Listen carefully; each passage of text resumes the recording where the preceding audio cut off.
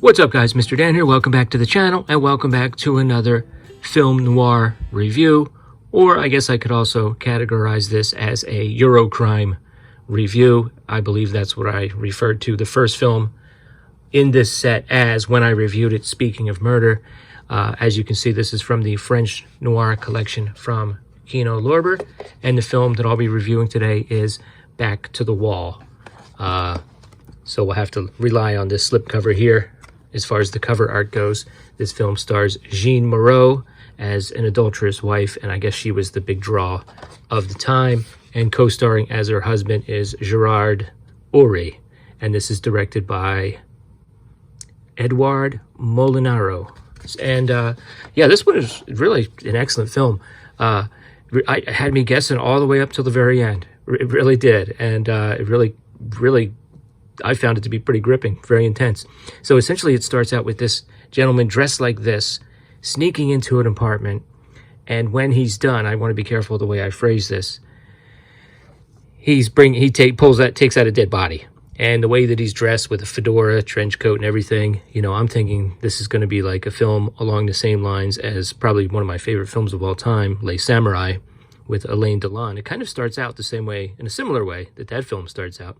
And the guy does seem to know what he's doing, you know, as far as sneaking around and even bringing the body out. No small feat without arousing attention. But then you learn he's no assassin. He's a husband. And then the film flashes back. And essentially, he plays a husband. He's a pretty wealthy, well-known industrialist. He owns some construction companies or something like that. And his wife essentially stays at home and spends his money and apparently starts to have an affair. He comes back from a hunting trip and he sees her saying goodbye to her lover, and then he starts asking her questions. He knows that she's lying to him. He almost becomes obsessed with it. He hires a private eye to get some photo evidence of them together, and he almost seems to really just get into the whole idea of following them and learning as much as possible, and then even blackmailing them. He gets a P.O. box, we would call it here in the United States, under a false name, and he starts sending letters blackmailing his wife and her young lover. I guess he might even be like younger than her, and he's like an actor. He doesn't really have money. He's kind of wishy-washy. So it kind of puts them in a bind. And as far as the wife is concerned, you know, I think she realizes, hey, I'm cheating on my husband with this young guy, and if he's cheating, if he knows that I'm cheating, I mean, how well can I trust him? He gets manipulated into believing that he has some kind of acting job that somebody wants him for. And of course, the husband is using the same private eye that took the pictures to set that up. And she kind of becomes very disillusioned with the whole thing. And as we get about 3/4 of the way through, I'm thinking, is the film going to end where it began, or are we going to get a little bit more after that? And we did get a little bit more after that. So the film seems like it ends, and we're sort of in a place where everyone is on sort of the same page, and then some more events happen. And let's just say, in most of these films, these are not typically happy films.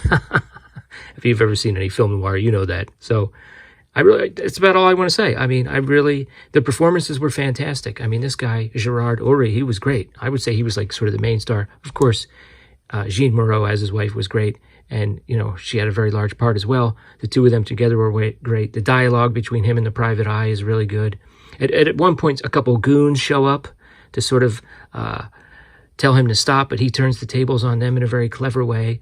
It's just a very clever movie. And just to watch his facial expressions as he sort of blackmails the wife. There's one scene where she opens a letter and some money pops out, because they don't have the money to pay him, right? So he says, oh, what's that? And she goes, oh, she lies to him like real quick, you know, on her feet. She's thinking, my friend borrowed some money from me and now she's paying me back. And he's like, oh, okay. And you can see, I mean, he knows it's all BS, and he has this sort of smile on his face, but he's almost like enjoying the game. So really great performances throughout. I really like this one. I mean, I thought it was outstanding. Now I can't wait to watch the third one. The third one is called Witness in the City, starring Lino Ventura. As you can see, he's one of the 3 people on the slipcover, in addition to Jeanne Gabin, who was in the first film that I reviewed, Speaking of Murder. So far, I like this one, Back to the Wall, a little bit better than that one, but Wow, what an excellent set so far. What are your thoughts? Have you seen this? Have you heard of it? Let me know in the comments below, and I'll talk to you next time.